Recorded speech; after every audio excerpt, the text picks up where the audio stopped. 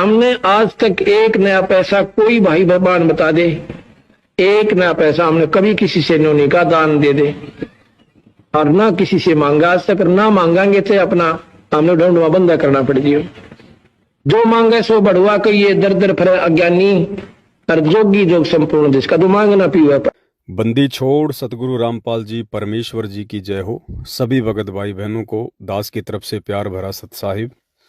भाई और बहनों, परमपिता परमेश्वर सतगुरु रामपाल जी भगवान कहते हैं कि चोर चुरावे तूमड़ी, वो गाडे पानी माँ, वो गाडे व ऊपर आवे सच्चाई छानी ना। दास ने अभी 2 दिन पहले सतलोक आश्रम मैनेजमेंट हरियाणा की तरफ से आया हुआ एक पीला पर्चा आप लोगों को पढ़ के बताया, उस पर वीडियो भी बनाया, जो कि 5 दिसंबर 2023 को आया था। और उसमें लिखा था, सभी भगतात्माओं से प्रार्थना है, सतगुरुदेव जी का आदेश आया है कि कोई भी भगत धनाना आश्रम को केवल देखने के लिए ना आए, गुरुजी के प्रवचन सुनने के लिए अपने ही जिले में निर्धारित स्थान पर ही जाए। अभी धनाना आश्रम में व्यवस्था नहीं है। जब व्यवस्था होगी या कोई भी सेवा होगी या समागम होगा तो आपको सूचित कर दिया जाएगा। इसके उत्तर में दास ने एक 8-10 मिनट का वीडियो बनाया था और अच्छे से भगत समाज को समझाया था कि किस प्रकार से ये वर्तमान का माया का पुजारी सतलोक आश्रम मैनेजमेंट हरियाणा, जिसको गुरुदेव भगवान के सत्संगों से कोई लेना देना नहीं है, ज्ञान से कोई लेना देना नहीं है, जब इनको धन चाहिए, ज्योति पाठ का पैसा चाहिए, उस समय ये संगत को इन आश्रमों में बुलाते हैं और सारी व्यवस्था उस धन के लोभ में ऑटोमेटिक कर देते हैं। उस वीडियो को आप हजारों की संख्या में सत्सेवक भाई बहनों ने आगे फैलाया और उसका परिणाम ये निकला कि आज आनन फानन में सतलोक आश्रम मैनेजमेंट हरियाणा को मजबूरीवश एक दूसरा पीला पर्चा निकालना पड़ा, क्योंकि काफ़ी भगत भाई बहन उनसे सवाल जवाब करने लगे कि भाई जब पैसों की तुम्हें ज़रूरत होती है उस समय तुम सारी व्यवस्था इन आश्रमों में कर देते हो, और जब संगत धनाना आश्रम में आना चाहे सत्संग सुनने के लिए या वैसे भी 2-4 दिन वहाँ रहने के लिए, उस समय तुम ये कहकर संगत को ठोकर मार देते हो कि यहाँ पर व्यवस्था नहीं है। तो मजबूरी में आज इनको एक पीला पर्चा निकालना पड़ा। शंका निवारण, जो दिनांक 6/12/2023 को पीले पेज पर गुरुजी का आदेश डाला गया था कि उसको ठीक से समझें। नंबर 1, जो संगत अपने गुरुग्राम में बन रहे विश्व के सर्वोत्तम धनाना धाम सतलोक आश्रम में दान का सहयोग करना चाहते हैं, वे कभी भी धनाना धाम जा सकते हैं। जिनको सेवा में बुलाया जाए वे अवश्य जाएं।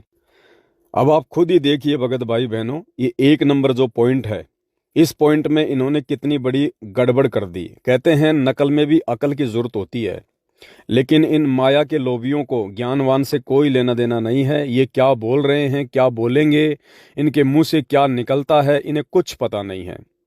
इस 1 नंबर पॉइंट में ये क्या कह रहे हैं, ध्यान से पढ़िए। जो संगत अपने गुरुग्राम में बन रहे विश्व के सर्वोत्तम धनाना धाम सतलोक आश्रम में दान करना चाहते हैं, वे कभी भी धनाना धाम जा सकते हैं। भाई और बहनों, इसी 1 नंबर पॉइंट से ये साबित होता है कि ये कितने बड़े माया के पुजारी हैं, कितने बड़े लोभी हैं, और इनको केवल संगत के दान धर्म से मतलब है, संगत के ज्ञान से, उनकी भक्ति और मर्यादाओं से कोई मतलब नहीं है। ये कह रहे हैं कि दान धर्म करने के लिए यानी पैसा देने के लिए आप कभी भी सतलोक आश्रम धनाना में आ जा सकते हैं, जबकि 5 दिसंबर के उस पीले पर्चे में इन्होंने स्पष्ट रूप से मना किया था कि सत्संग सुनने के लिए संगत धनाना धाम में ना जाए। भाई और बहनों, दान करने के लिए जाए, इनको पैसा देने के लिए जाए, लेकिन सत्संग सुनने के लिए ना जाए। भाई और बहनों, विचार करो, हमारे गुरुदेव भगवान सन 1994 से सत्संग कर रहे हैं और सन 2000 से वो करोथा आश्रम में बैठकर सत्संग कर रहे थे। उसके बाद सन 2010 में उन्होंने बरवाला में आश्रम बनाया। उन्होंने कभी भी नहीं कहा कि भाई आप सत्संग सुनने ना आइए, अपने घर बैठकर सत्संग सुन लीजिएगा, यहाँ पे व्यवस्था नहीं है। और जब आपको दान करना हो, ज्योति पाठ करवाना हो, तब आप कभी भी बरवाला आश्रम में आ जाओ, कभी भी आप जी करोथा आश्रम में आ जाओ। क्या ऐसा दोगला आदेश हमारे गुरुदेव भगवान ने हमें कभी दिया? परमात्मा ने तो यहां तक कहा है कि मांगे सो ही भड़वा कहिए। दर दर फिरे अज्ञानी, और जोगी जोग संपूर्ण जिसका मांग ना पीवे पानी। हमारे पूज्य गुरुदेव भगवान सतगुरु रामपाल जी ने अपनी संगत से किसी भी आश्रम के नाम पे, किसी भी व्यवस्था के नाम पे अपने भक्तों से कभी भी इन भिखारियों की तरह 1 रुपए के लिए नहीं कहा। परमात्मा तो कहते थे जो मांगता है वो भड़वा होता है, भड़वा। तो भाई और बहनों, वर्तमान में गुरुदेव के ज्ञान के विपरीत चलकर ये भड़वागिरी कौन कर रहा है, आप खुद देख लीजिए। इस 1 नंबर पॉइंट में इन्होंने अपनी भड़वागिरी को साबित कर दिया। भाई हमने आज तक 1 नया पैसा, कोई भाई भगवान बता दे, 1 नया पैसा हमने कभी किसी से नहीं कहा दान दे दे, और ना किसी से मांगा आज तक, ना मांगांगे तो अपना हमने ढूंढवा बंदा करना पड़ जियो। जो मांगे सो बढ़वा करिए, दर दर फिरे अज्ञानी, और जोगी जोग संपूर्ण जिसका तो मांगना पीवा। 5 तारीख के उस पीले पर्चे में कहा था कि कोई भी इन धनाना आश्रम में सत्संग सुनने के लिए ना आए, और आज इस 8 दिसंबर के पीले पर्चे में कह रहे हैं कि दान करने के लिए आ जाएं। मतलब इनकी नजरों में ज्ञान से ज्यादा, सत्संग से ज्यादा पैसा महत्व रखता है, दान महत्व रखता है। स्पष्ट कह रहे हैं कि आप दान करने के लिए कभी भी आ सकते हैं, लेकिन सत्संग सुनने के लिए धनाना आश्रम में ना जाएं। समझ सकते हैं आप इनकी मानसिकता। समझदार को संकेत ही काफी होता है। नंबर 2, दूसरा पॉइंट, दूर दराज से आने वाले श्रद्धालु केवल धाम देखने ना आए, क्योंकि अभी तो निर्माणाधीन है आपका प्रिय धाम। अधिक संगत को ठहरने की व्यवस्था नहीं बन रही है। देखो भाई और बहनों, आप सबको पता है अभी ये जो दिव्य धर्म यज्ञ दिवस हुआ था, इसमें कई लाखों की संख्या में श्रद्धालु गए थे। कैसे व्यवस्था हो गई भाई, कैसे व्यवस्था हो गई ऑटोमेटिक? अगर निर्माणाधीन है तो व्यवस्था कैसे हो गई? अभी उससे पहले 8 सितंबर को सतगुरुदेव जी का अवतरण दिवस इन लोगों ने मनाया, और ये खुद ही कह रहे थे कि 8 लाख संगत आई है। भैया उस दिन कैसे व्यवस्था हो गई थी? व्यवस्था इसलिए हो गई थी कि उस दिन संगत दान धर्म देने के लिए आ रही थी। 3 दिन का पाठ रखा हुआ था, इनको करोड़ों में पाठ का पैसा आना था, ज्योति का पैसा आना था। इसलिए भाई और बहनों, ये सारी व्यवस्था कर देते हैं जब इनको लगता है कि अब संगत जेब ढीली करने वाली है। बाकी सत्संग के लिए कोई जगह नहीं है उन आश्रमों में, ज्ञान के लिए, गुरु की महिमा के लिए, इन सब चीजों के लिए उन आश्रमों में कोई व्यवस्था नहीं है। तो अब क्या कह रहे हैं ये पॉइंट नंबर 2 में, दूर दराज से आने वाले श्रद्धालु केवल धाम देखने ना आए, और यदि कोई पैसा देने आए तो आ जाओ धाम देखने। अगर किसी को सहयोग करना है, आर्थिक सहयोग करना है उस आश्रम में, किसी को पाठ करवाना है तो आ जाओ, आश्रम भी देख जाओ, पैसा भी दे जाओ, पाठ का पैसा भी दे जाओ, दान का पैसा भी दे जाओ। खाली फोकट में आश्रम देखने के लिए ना आए भाई। इनका कहने का मतलब पॉइंट नंबर 2 में यह है कि फोकट में आश्रम देखने के लिए मत आना। 1 रुपया तुम दोगे नहीं, 4 दिन रहोगे, खाओगे पियोगे, हमारा नुकसान करके जाओगे। अगर कोई ज्योति पाठ करवाना है, कोई दान धर्म लाखों रुपया देना है, तो भले तुम आश्रम भी देखने आ जाओ, कोई दिक्कत नहीं है। ये है इनकी मनसा, इनकी ये घटिया मनसा साफ साफ इस पीले पर्चे में दिखाई दे रही है। आगे लिखते हैं, आसपास के श्रद्धालु कभी भी धाम आ सकते हैं। अब भाई और बहनों बताइए, आसपास के भक्तों के लिए तो वहां सारी व्यवस्था है, और जो दूर दराज के भगत हैं बेचारे, उनके लिए व्यवस्था नहीं है। और दूर दराज के भगत जो अपने पैसे से आ रहे हैं, इनसे कोई किराए लेके आते हैं क्या बेचारे? अपने खुद के पैसे से आश्रम देखने के लिए कोई जा रहा है तो कह रहे हैं ना आए, व्यवस्था नहीं है। और आसपास के जो भगत हैं उनको कह रहे हैं कि वो कभी भी आ सकते हैं। क्यों? यदि आसपास के भगत इनसे नाराज हो गए तो इनका काम रुक जाएगा, संगत में फूट पड़ जाएगी। इसलिए कह रहे हैं कि आसपास के भगत तो आ जाओ। अब बताइए आप, आसपास के भक्तों के लिए तो आश्रम में व्यवस्था है, और दूर दराज से आने वाले भक्तों के लिए आश्रम में व्यवस्था नहीं है। अरे आसपास का भगत तो फिर भी कोई गाड़ी लेके आएगा, मोटरसाइकिल लेके आएगा, वहां पे पार्किंग में जगह घेरेगा। और दूर दराज का भगत तो बेचारा बस में आएगा, ट्रेन में आएगा, वो तो अकेला अपना शरीर लेके आएगा। दूर दराज के भगत को तो दिक्कत ही नहीं होनी चाहिए। आसपास के भगत तो फिर भी दिक्कत होनी चाहिए, क्योंकि आसपास का भगत तो गाड़ी लाएगा, पार्किंग की जगह घेरेगा। तो देखिए भाई और बहनों, इनका कितना बड़ा दोगलापन है। ये भक्तों में भी अंतर कर रहे हैं, ये भगत समाज को भी दोगली नजर से देख रहे हैं। आसपास के भक्तों को महत्व दे रहे हैं, और दूर दराज के भक्तों को मना कर रहे हैं कि आश्रम में नहीं आना, जब हम कहें तभी आना। आसपास के श्रद्धालु कभी भी धनाधाम, तो देखिए क्या लिखा हुआ है, आसपास के श्रद्धालु कभी भी धनाना धाम आ सकते हैं, क्योंकि उनके लिए निकट पड़ता है, उनका इसी आश्रम में स्थान है।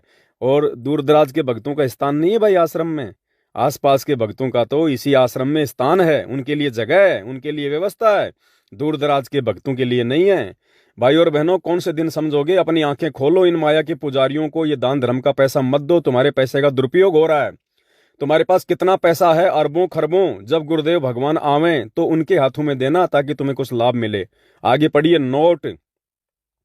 नोट में क्या लिख रहे हैं? बच्चों, दिल खोल कर अपने प्रिय धनाना धाम के लिए दान करो। भाई और बहनों, यहाँ पे ये खुद ही गुरु बन जाते हैं, ये खुद ही संत रामपाल जी बन जाते हैं। ये पीला पर्चा इन्होंने खुद लिखा है, इसमें ना गुरु जी की कोई फोटो लग रही, ना गुरु जी का कोई ठप्पा लग रहा, ना गुरु जी बोलते हुए दिखाई दे रहे, खाली कंप्यूटर से एक पीला पर्चा छाप दिया। और क्या कह रहे हैं? बच्चों, यानी आम संगत के गुरु बन गए। आम संगत को कह रहे हैं, बच्चों दिल खोलकर अपने प्रिय धनाना धाम के लिए दान करो। देखो ये बड़वागिरी, यहां गुरुदेव की तरफ से इन्होंने हाथ फैलाते हुए दिखा दिया संगत को। बच्चों शब्द लिखकर इन्होंने जाहिर कर दिया कि ये पीला पर्चा गुरुजी ने लिख के भेजा है। और क्या कह रहे हैं गुरुजी? बच्चों दिल खोलकर अपने प्रिय धनाना धाम के लिए दान करो। अरे परमात्मा तो अपने सत्संग में कह रहे हैं कि मांगे सो ही बढ़वा कहिए, और दर दर फिरे अज्ञानी, कि मांगने वाला तो बढ़वा होता है, बढ़वा। इन मूर्खों को इतना भी नहीं पता ये क्या लिख रहे हैं और गुरुजी को क्या साबित कर रहे हैं। आप देखिए गुरुदेव भगवान का ये वीडियो, जिसमें परमात्मा खुद कह रहे हैं कि मांगने वाला तो बढ़वा कहलाता, बढ़वा। तो भाई और बहनों, क्या ये बढ़वागिरी जो इस पीले पेज में लिखी हुई है, आपको लगता है कि आपके गुरुदेव भगवान करेंगे? आपके गुरुदेव भगवान लिखेंगे अपने ही वचनों के खिलाफ? भाई, हमने आज तक एक नया पैसा, कोई भाई भगवान बता दे, एक नया पैसा हमने कभी किसी से नहीं कहा दान दे दे, और ना किसी से मांगा आज तक, ना मांगांगे तो अपना हमने ढूंढवा बंदा करना पड़ दियो। जो मांगे सो बढ़वा कहिए, दर दर फिरे अज्ञानी, और जोगी जोग संपूर्ण जिसका तो मांगना पीवा। अब बताइए कौन गुरु बन रहा है जबरदस्ती? तो यहाँ पे क्या लिखा है? बच्चों दिल खोल कर अपने प्रिय धनाना धाम के लिए दान करो। विश्व में एकमात्र सत्य भक्ति केंद्र बनाना है। अरे सत्य भक्ति केंद्र तो परमात्मा ने भगत के घर को बना दिया। आने वाले समय में कोई धाम नहीं होगा, कोई धाम नहीं होगा। इन धामों में पाखंड होता है, इन धामों में फिर मनमाना आचरण होता है। परमात्मा के मार्ग में सबसे बड़ा रोड़ा है ये धाम। आने वाले समय में परमात्मा ऐसी व्यवस्था करके जाएंगे, इस पाखंड के लिए कोई जगह नहीं छोड़ेंगे। मोको कहाँ ढूंढे रे बंदे, मैं तो तेरे पास में। हम परमात्मा को ढूंढने के लिए उन पत्थरों की दीवारों में जाएंगे, उन आश्रमों में जाएंगे, उन धामों में जाएंगे। भगवान कबीर साहब संत के साथ से उन आश्रमा मर मंदिरा में बंद को नहीं रहा, पशु को ना किसी व्यक्ति विशेष ने बांध कर राख रखा मंदिर में या आश्रम में, वो संतों के साथ है। और ये भगवान ही ये काम कर सकता था, दुनिया के आपको सामने बताने लग रहा। अब कोई कहे कि उस आश्रम में चलो बरवाला में, और फिर कोई कहे गुरुजी तो है नहीं वहां पर, निराकार ही निराकार है, फिर टिंडे लेना होगा, यहाँ आदमी क्या करेगा? ऐसा मूर्ख बना रखा हमारे को। परमात्मा के लिए तड़प रहे हैं, उसके दर्शन करेंगे, अपना दुखड़ा रोवाएंगे, सीने से लगाएंगे, और नो कहते वहाँ है ही नहीं। फिर रुचि भी बनी हुई है कि वहां जाने की हद पाट जी कती है। कितने श्रद्धालु हैं। अरे परमात्मा हमारे घर में, हमारे घट में है। रोज संध्या आरती में पढ़ते हैं, घटी ही में गंगा, घटी ही में गंगा, घटी ही में है जगदीश सतगुरु तारेंगे। फिर कौन से धाम में जाएंगे हम? क्या परमात्मा ये पाखंड के लिए धाम बना के जाएगा? भाई और बहनों, ये काल प्रेरित है, और ये काल चाहता है कि किसी भी प्रकार से इन आत्माओं को ठगूं, इनको ज्ञान की विपरीत शिक्षा दूं। लेकिन आप लोग सावधान रहना, सात संगतियों के माध्यम से परमात्मा आपको सत्य से परिचित करवाते रहेंगे, इनके हर एक पाखंड से आपको रूबरू करवाते रहेंगे। हमने इनके किसी भी प्रकार के जाल में नहीं आना है। इसीलिए तो परमात्मा ने शिक्षा दी है, मानव जन्म दिया है, पिछली पीढ़ी में हमारे को पैदा किया है। पूरे विश्व में सत्य भक्ति का केंद्र भगत का घर है और कोई नहीं है। और यदि कोई केंद्र भी होगा तो हम उस समय जाएंगे जब हमारे गुरुजी जेल से आएंगे। जब तक हमारे गुरुजी जेल में है, हमारे लिए हमारा घर ही धाम है, या फिर धाम वो है जहां गुरुजी बैठे हैं। अगर जाना है तो फिर जेल में जाओ, या फिर अपने घर पे बैठकर ज्ञान आधार से भक्ति करो। बीच में हमें दलालों की आवश्यकता नहीं, हमें एजेंटों की आवश्यकता नहीं है। और जो इन दलालों का सहारा लेगा, इन एजेंटों का सहारा लेगा, वो अभी पूर्णतया तत्व ज्ञान से परिचित नहीं है। आगे क्या लिखते हैं? धनाना धाम संपूर्ण बनने के बाद संगत कभी भी आ सकते हैं, परंतु उसके लिए स्थानीय मैनेजमेंट से बात अवश्य करें। यानी जब धाम गुरुजी का है तो गुरुजी के धाम पे जाने के लिए हमें किसी से पूछने की आवश्यकता है क्या? ये बीच में ये दलाल कौन है? स्थानीय मैनेजमेंट क्या है? ये कौन है? ये अरे आत्मा और परमात्मा के बीच में कौन पंडित आ गया, कौन दलाल आ गया, कौन एजेंट आ गया? हमने संत रामपाल जी का सत्संग सुनना किया तो तुम्हारे स्थानीय मैनेजमेंट से आज्ञा लेके शुरू किया था क्या? हमने संत रामपाल जी से नाम दीक्षा ली, तुम्हारे स्थानीय मैनेजमेंट से आज्ञा ली थी क्या पहले? तो आज यदि हम भक्ति करेंगे और भगवान के नाम पे यदि कोई आश्रम खुल रहा है और यदि भगवान का है, तो उस धाम पर जाने के लिए ज्ञानी भगत को किसी दलाल से पूछने की जरूरत नहीं है। लेकिन वर्तमान के जितने भी धाम खुल रहे हैं ये केवल नाम धाम है, बाकी इनका एक ही काम है, माया लूटो, माया लूटो, माया लूटो। आगे क्या लिख रहे हैं?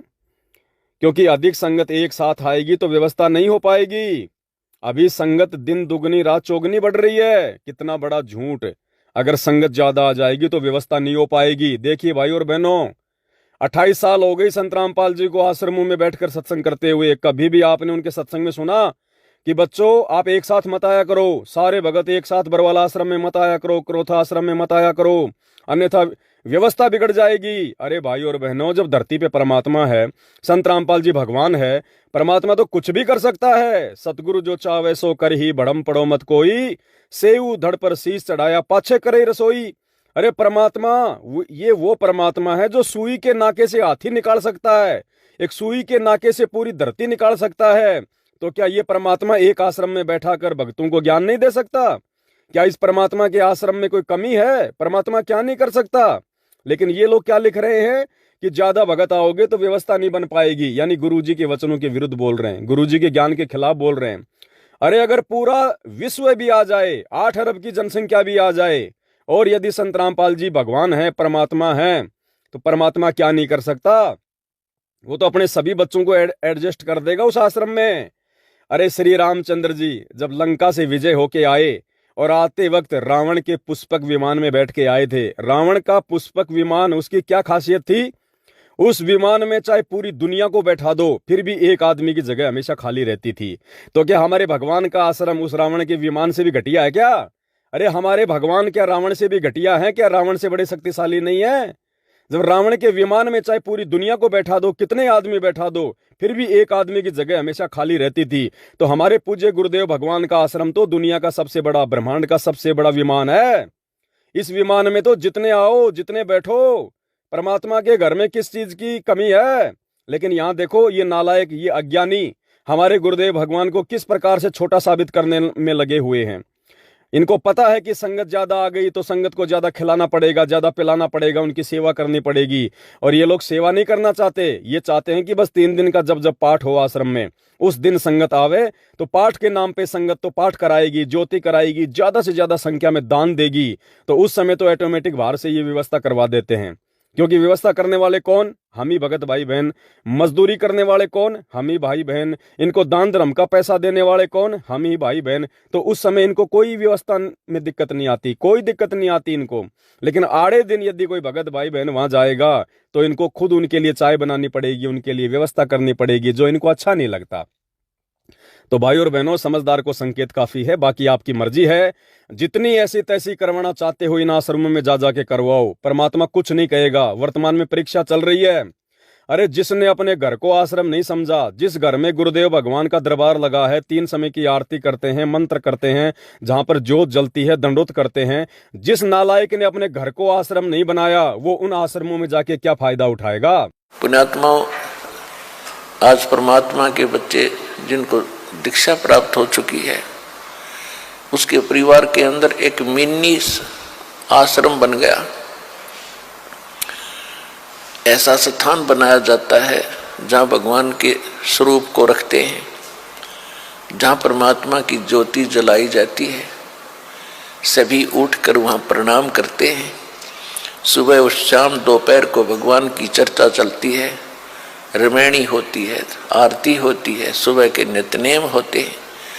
फिर दिन में जब भी टाइम लगता है, कोई मंत्र कर रहा है, कोई सिमरन सतनाम का कर रहा है, तो कितना माहौल बदल गया ना। उसमें बकवाद बतलावा वो न बोला, वो न बोला, उसका नाश होगा, उनका ऐसे नुकसान होने वाला है, वो ऐसे गलती करते हैं। तो इस तरह की बकवादें बतला के उस परिवार, उस घर के अंदर हम ये कुविचार छोड़ देते थे। फिर वो कुविचार हमारे मस्तिष्क में टकराते रहते थे, हमें डिस्टर्ब रखते थे, शांति नहीं होने देते हैं। और जब परमात्मा की महिमा और अमृतवाणी जब स्टार्ट होती है तो कुविचार ऊपर चले जाते हैं और सुविचार उस घर में धीरे धीरे स्थापित होने लग जाते हैं। फिर घर में शांति शुरू हो जाती है। ये तरीका है। कभी भी वो सफल नहीं हो सकता, सक्सेस नहीं हो सकता। तो भैया जिसने ऐसी तैसी करवानी है, खूब कराओ जा जाके दान धर्म के नाम पे। कल को जब वो परिणाम का दिन आएगा, जो बीज तुमने बोया है इनको पात्रों को दान धर्म देके, इनको पात्रों की हर बात को मान के, तो भैया कल को वो बीज जब वो फसल बन के तैयार होगा तो काटोगे भी तुम ही, दूसरा नहीं काटेगा। उस समय फिर ऊपर हाथ करके रहोगे कि हमने किन मूर्खों को दान धर्म दे दिया, किन मूर्खों को हमने ज्योति पाठ का पैसा दे दिया। और रही बात आश्रम, धनाना आश्रम पूरे विश्व का केंद्र बनेगा, खाक बनेगा। संत रामपाल जी भगवान इस धनाना आश्रम में पेशाब करने भी नहीं जाएंगे, नोट कर लेना इस बात को, क्योंकि ये उनके वचन के खिलाफ, ये उनके सत्संगों के खिलाफ बनाया जा रहा है। गुरुदेव ने अपने सत्संगों में कई बार कहा है कि संत वही होता है जिसका एक आश्रम होता है, जो 25-25 आश्रम खोल दे वो संत नहीं होता है। सुनिए ये परमात्मा का सत्संग और विचार करो। या बच्चों की तरह संत लड़ रहे हैं एक ही शहर में, और 25-25 आश्रम, एक ही शहर में 25-25 आश्रम बने हुए हैं एक ही पंथ के। तो बच्चों जैसी लड़ाई इनकी, तो ये संत काहे को एक आश्रम बनावे, उसमें प्यार से रहे और फिर आम आदमी पर अच्छा व्यवहार उसका असर पड़े कि साधु ऐसे होते हैं। अब ये हमारे अंदर ही ऐसे राग द्वेष भरे पड़े हैं, तुम समाज को क्या दे सकते हैं। इस प्रकार हमने इन बातों को पुनः विचार करना पड़ेगा और तभी हम प्रभु को पा सकते हैं। ये बच्चों वाली लड़ाई संत नहीं किया करते, ये हमने त्यागनी होगी, तभी हम प्रभु पा सकते हैं। तो भाई और बहनों, आज परमात्मा अपने वचन के खिलाफ कैसे जगह जगह धाम बनवाएगा, सोचो। ये परीक्षा का समय है, परमात्मा हमारी परीक्षा ले रहा है कि मेरे सत्संगों को इन्होंने कितना सुना, कितना ध्यान दिया। कल को मेरे सतलोक जाने के बाद ये काल के जाल में ऐसे ही फंसते रहेंगे या कुछ बुद्धि विवेक से सात संगतियों की तरह, सत्सेवकों की तरह विचार भी करेंगे। भाई और बहनों, आने वाले समय में जितने भी नकली साधु संत महात्मा हैं, जितने भी नकली डेरे हैं और इनके बड़े बड़े जो आश्रम हैं, ये धनाना आश्रम तो उनके बाथरूम के बराबर भी नहीं है। वो आश्रम हमारे ही काम आएंगे, क्योंकि गुरुदेव का वचन याद करो। परमात्मा ने कहा कि आने वाले समय में ये नकली साधु संत महात्मा, जिनके बड़े बड़े डेरे, लाखों की संख्या में आश्रम है, ये छोड़ छाड़ के भाग जाएंगे और ये आश्रम हमारे ही काम आएंगे। इस बात को परमात्मा ने और अच्छे से समझाने के लिए हम एक अंधे महात्मा की कथा सुनाई थी। उस अंधे महात्मा की कथा के अंत में परमात्मा ने बताया कि आने वाले समय में ये आश्रम हमारे ही काम आएंगे। अरे जब ये दुनिया भर के नकली आश्रम हमारे ही काम आएंगे तो भाई और बहनों, हमने नए धाम बनाने की जरूरत क्या है, भक्तों का पैसा बर्बाद करने की जरूरत क्या है। एक अंधा बजनी था और वो रोज आकर गांव में किसी न किसी का बैठ जाता, 10-20 आदमियों ने नवाजो मैं सामने भजन सुनाऊंगा। अब उन्होंने सोचा भाई यू सूरदास तीसरे दिन आ बैठे है, यू पीछा छोड़े नहीं ना, सोन देख और फसल का काम है। तो उसको गांव की बनी में ले गए।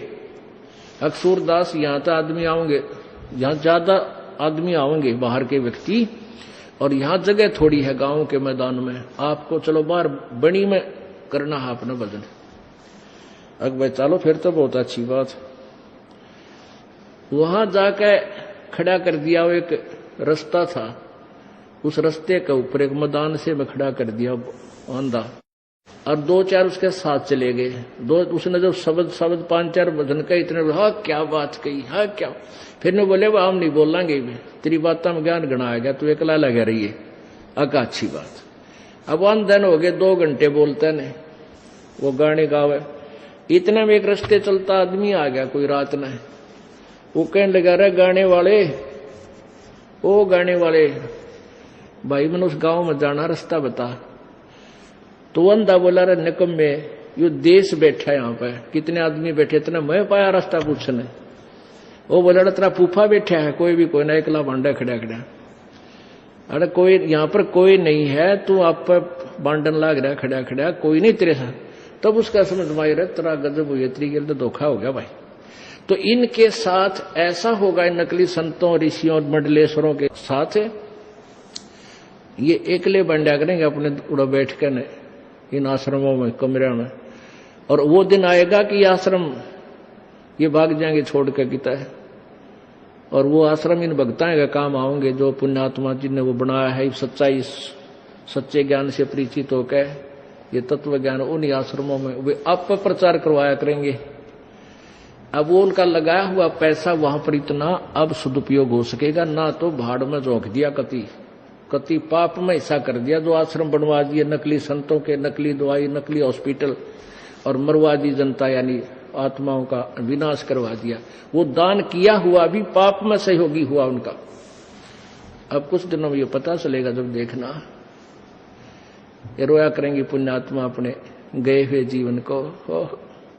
लेकिन ये धाम, ये आश्रम केवल अपने स्वार्थ के लिए, अपने व्यापार के लिए, अपने धंधे के लिए बनाए जा रहे हैं, क्योंकि संत रामपाल जी के परिवार को ये ज्ञान समझ में नहीं आया। ये संत रामपाल जी को भगवान नहीं समझ पा रहे, ये उनको परमात्मा नहीं समझ पा रहे, केवल उनको मनी मेकर समझ लिया, केवल माया प्राप्ति का साधन समझ लिया। इन्होंने संत रामपाल जी को जगत गुरु नहीं बल्कि घर का गुरु समझ लिया। तो भाई और बहनों, जब तक गुरुदेव भगवान जेल से नहीं आ जाते हैं, समझदारी इसी में है। ज्ञान आधार भी यही कहता है कि ज्ञान को आधार बनाओ, घर को आश्रम बनाओ, गुरु को भगवान बनाओ।